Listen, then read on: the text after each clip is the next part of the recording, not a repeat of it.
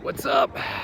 It happened again. Elijah Campbell here from 107.5 The Game in the early game here at Williams-Brice Stadium from the scene of the crime, and the crime today, a 26-7 loss to Oklahoma, a game in which South Carolina found their offensive line problems, the same problems that led to Lonnie Teasley's dismissal as the offensive line coach, further continued and, well, inflamed in this loss here. I mean, look, you heard the score right there, so if you didn't even watch the game and you just heard me say 26-7, you probably could piece together what happened. Lenore Sellers didn't have a lot of time to throw. He was pressured all game, and even sometimes with the time he did have to throw, he didn't always make his throws today too. It was a real struggle across the board offensively. Defense didn't give you much help in the first drive of the game. Oklahoma marched down the field pretty easily, ran the ball down their throat. After that first drive, though, I felt like they locked in and was at least able to kind of limit what Oklahoma did and give up 24 offensive points, which in most games in the SEC should keep you in contention. But unfortunately for the 2025 Gamecocks, 24 points is almost insurmountable when the other team scores that, when you have failed to break 21 points in a game offensively so far this year against anybody, right? Doesn't matter if it's SEC, ACC, or even in the MEAC, right? Your offense has yet to surpass 21 points. And I think that's really the big issue with this team right now. South Carolina's 3-4, and they find different ways to lose, but frequently, and here recently, they've lost by way of poor offensive line play. And that really was the big thing today. The most frustrating thing, I would say, if you're a Gamecock fan, is that at halftime it's 14-7. You are in a one-score game to start the second half. You get the ball back to start half number 2. And Oklahoma kept inviting you into this game. They kept inviting you. They kept offering this game on a platter in the first 3 quarters of this game. And for the second straight game, you refused to take it, right? For the second straight game, you said, nah, no thanks. I don't want it. Last week against LSU, it was Garrett Nussmeier's turnovers. It's 2 interceptions, and then there's that fumble by the running back at the goal line that you're able to recover and keep LSU out of the end zone. You kept forcing turnovers. You kept getting the ball back last week, but you weren't able to take advantage of anything on offense. Today, it was Oklahoma's penalties. Oklahoma played incredibly undisciplined football. Had about 9 penalties in the first half of this game. 8 were accepted, 1 was declined. But Oklahoma committed 9 penalties that helped you get in position to score. And you just never took advantage of it. Didn't take advantage of it enough in the first half, starting with the first possession of the game, where you got a couple first downs early, you moved the ball, you got into the red zone, 1st and goal at about the 9-yard line, and 3 straight runs up the middle, 3 of them. And you gained a total of 3 yards. 1 yard per carry against arguably the best run defense in college football.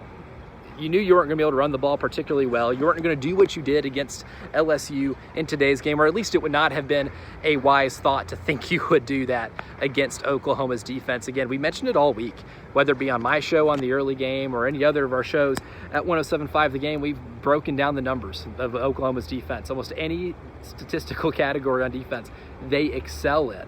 And specifically when it comes to running the ball, teams just don't run the ball against them very well. Texas did last week, but Texas also had a 1,000-yard rushing returner in Trey Wisner. They ran 3 straight plays on 1st and goal that were runs in between the tackles, and they were all stuffed. And then on 4th and 6, you go for it, which I don't mind. We'll discuss a lot of this during the week. I don't mind going for it on 4th down right there, considering you just give up a touchdown, and there's no guarantee you're getting back into the red zone, right?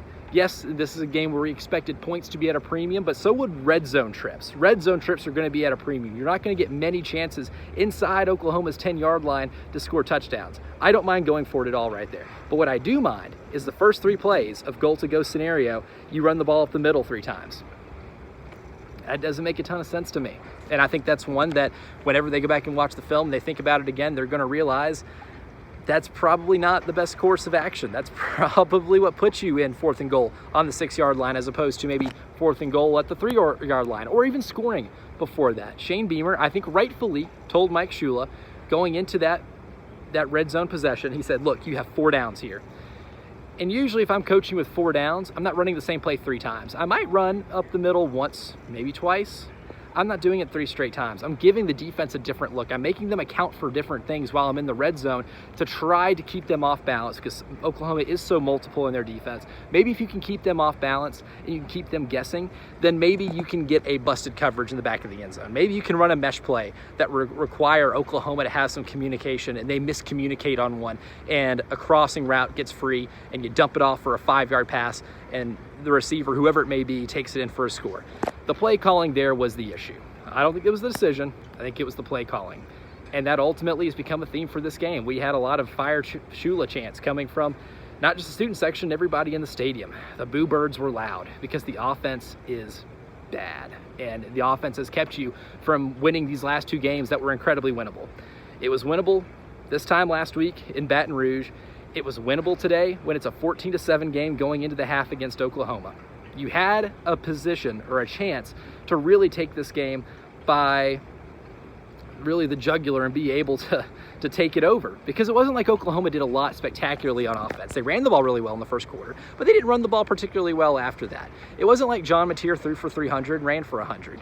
John Mateer had an okay game. Really, if I'm an Oklahoma fan or an Oklahoma analyst doing this for them, I would be saying, well, this is a plus because John Mateer didn't do anything to turn the ball over, right? He didn't make any spectacularly bad turnover-worthy plays. He got away with a couple throws, but he didn't put the ball in harm's way the same way he did against Texas, or the same way he has in almost every game that he has played in this year. But by virtue of that, you would say Mateer played a good game, but he didn't play a great game, right? He didn't light it up. Oklahoma wasn't lighting it up on offense.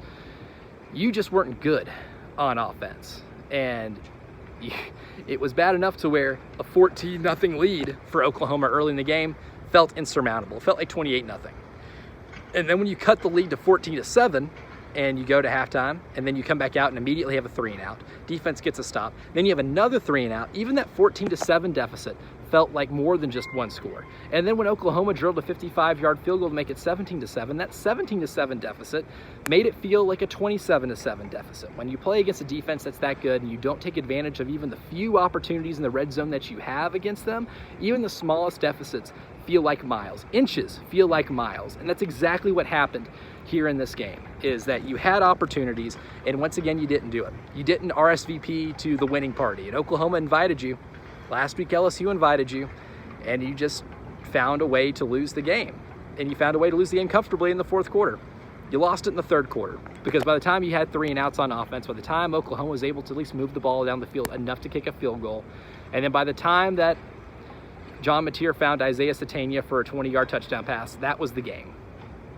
That was the game. And when your offense hasn't proven to have the ability to score more than 3 touchdowns in a game, 17 points is insurmountable. It doesn't feel insurmountable. It is insurmountable. And in a game like this one, where it felt like in a 4-game stretch against a top 15 Oklahoma team, against a top 10 Alabama team that's going to be here next Saturday, and then against a top 5 Ole Miss team on the road, and a top 5 Texas A&M team on the road, it felt like this was the most winnable game. And if you want to salvage bowl eligibility, this was a game you had to have. Non-negotiable, had to have, and you didn't take it.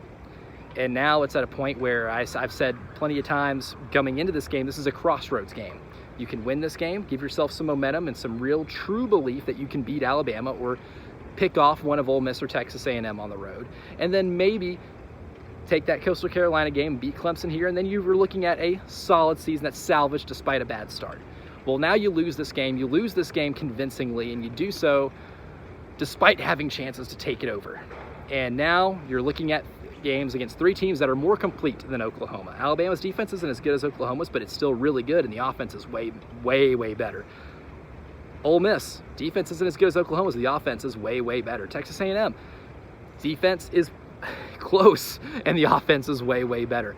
Those almost feel unwinnable at this point just because of what you saw today. And I think that's the discouraging thing for Gamecock fans. It's not just that you're 3-4, it's that you're 3-4 with 3 games upcoming that feel unwinnable at this point because of how you squandered opportunities today, how you squandered them last week, and how your offense has seemingly regressed throughout the season. It wasn't even great at the beginning of the season, but now it feels like it has regressed, and no matter what change you made at offensive line coach, wasn't going to fix it.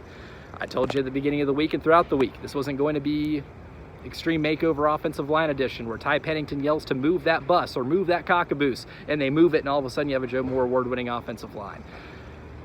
but maybe the issues were worse than we thought. We knew they were bad, maybe they're worse. And right now, you lost the Crossroads game, and it's a steep uphill climb. We'll see you again on Monday morning on the early game, 803-404-6100. That's our AAA Heating and Air phone lines and the Firehouse Subs text line. We'll be taking your thoughts, your calls, your reaction, your texts all morning long, even through, beyond our show into, you know, what we call a Tyler Head Sports Experience, where he's on for 6 hours, and then Terry Ford and Jay Phillips in the afternoon. There's plenty of time, 12 hours of live radio time to take your reaction on the game on Reaction Monday. There are plenty of thoughts and plenty of questions to have to answer about the direction of this team this year and what things look like moving forward, because for a season that had so much promise and so much expectation with significant amounts of talent on the offensive and defensive side of the ball, the probability that things really fall off the rails is become incredibly high. And not even just high, it's become a likelihood. I'm Elijah Campbell. I'll talk to you Monday morning on the early game with Preston Thorne and Jen Jensen for Reaction Monday. Hope to see you there.